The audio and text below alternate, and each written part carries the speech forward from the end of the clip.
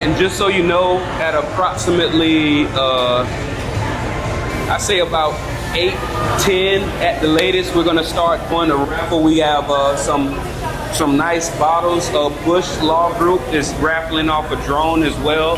So we got some good bottles. We have $50 gas cards, right? You know, that $50, you know, in today's market, hyperinflation, that's about $150 right nowadays, right?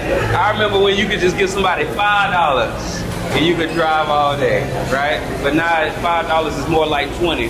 So here's what I want to share with y'all. A majority of these people, I've cultivated my relationship with them by coming to events like this.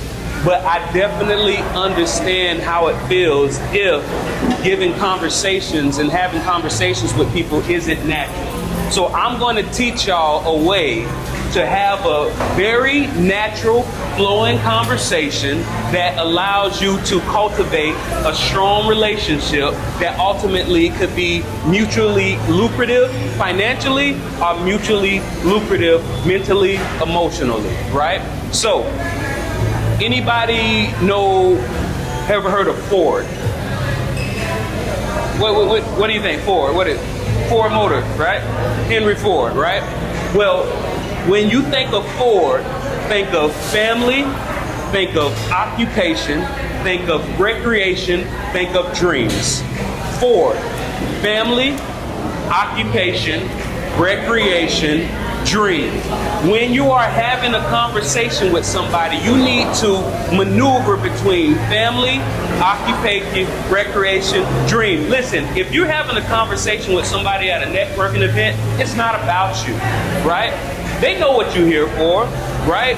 Just like if you ask a girl to go out to get some lunch, she know what you're here for, right? If you at a networking event, you need to make people feel good, all right? People will rarely remember what you say to them, but they will always remember how you make them feel. So here's how Ford works in action. So let's say I'm talking to somebody, right? I say, hey man, how you doing, man? What brought you out here to this event? Oh yeah, man, Entreprenudist podcast. It's coming, right? And anybody that's affiliated with it, and anybody that sponsors with it is going to make a lot of money, right? So let's say somebody told me that. Let's say anybody that comes out to an event like this is going to meet somebody and ultimately make a lot of money. What I did was I took Ford and then I added Chris Voss's tactical empathy and mirroring. So as soon as they say, yeah, I mean, I came out here because I heard that when you come to networking events like the Entreprenudist podcast, get-together event, you meet people and you can make a lot of money. The first thing that I'm going to do is I'm going to mirror them. I'm going to say, make a lot of money? And that's when they reply, yeah, make a lot of money. I heard a friend of mine, he went out to an event. He met just one guy. The event didn't seem like it was full, but he met one guy, and that one guy changed his life. Guess what I'm going to do when I mirror him? Change his life? Oh yeah, it changed his life. What happened was they got together. People want to talk. Usually people, either they didn't get to talk all day, or when they started talking, somebody gave them unsolicited advice, right? And unsolicited advice is worth what you paid for, right? Almost nothing, right? Absolutely nothing, right? So as I'm talking to them and I'm letting them talk and I keep mirroring them, eventually that mirror is going to turn to, yeah, that's right. That mirror is going to turn into, oh yeah. And then I'm going to say, I'm going to follow that up with it seems like, it looks like, it sounds like. It seems like if I keep coming to events like this, even if I only meet one new person, it can be the game changer. And that's when the person follows up with, that's right. And guess what? We were just talking, the only reason we're here is because we're talking about the networking event. As soon as he hits me with that, that's right. So, I mean, what do your family feel about you coming out, staying out all the hours of the night, networking with people? Oh yeah, my family okay, man. I got 2 sons, 2 daughters, and my wife, she's a registered nurse. She's a registered nurse? Yeah, she's a registered nurse. I just mirrored her. And mirrored him. And as I'm talking, he's going to keep talking because guess what? I'm not interrupting. I'm not giving him unsolicited advice, and I'm letting him say whatever he wants to say. And I'm working my way through occupation, through family, through recreation. So all this hard work, man, it must be for something. You telling me you don't go have any extravagant vacations? Oh yeah, man, me and my family, what we're gonna do is we're gonna go to the Bahamas next year. My wife's family's from there. Your wife's family's from there. I just mirrored him. It invites him to keep going. And as he keeps going, like, yeah, man, they're from there. She's actually first generation. And what we do is we make money and we send it back because the dollar is worth more over there. The dollar's worth more over there?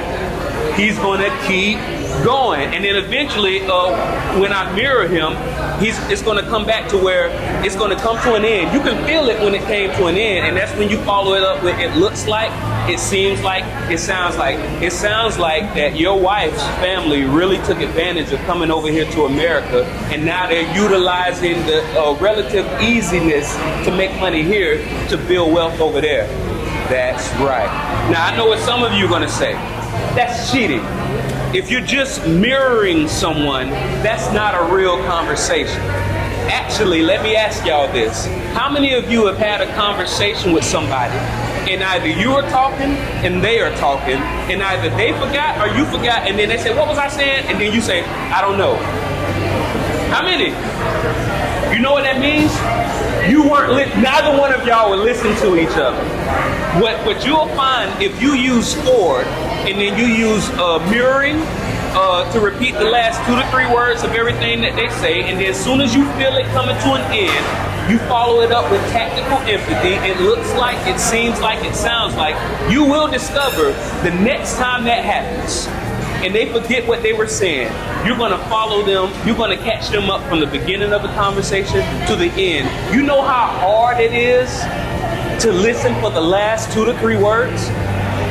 You are listening harder than you ever listened. And when I see those people again, I'm able to have talk about what we talked about before, and it makes them feel more comfortable with me.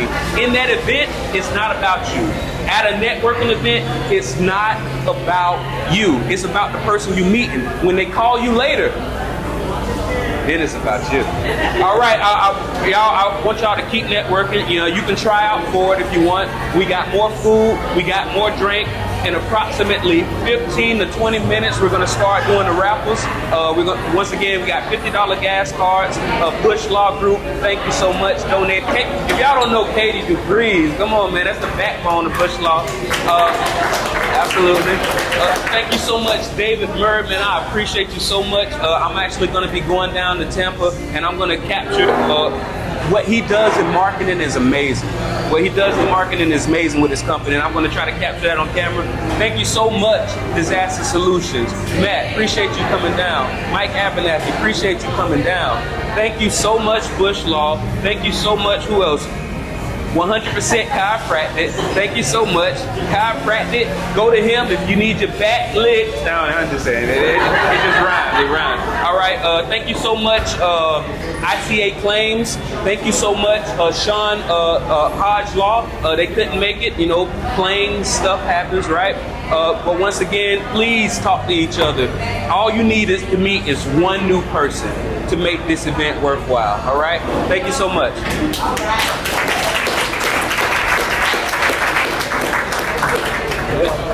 Appreciate it.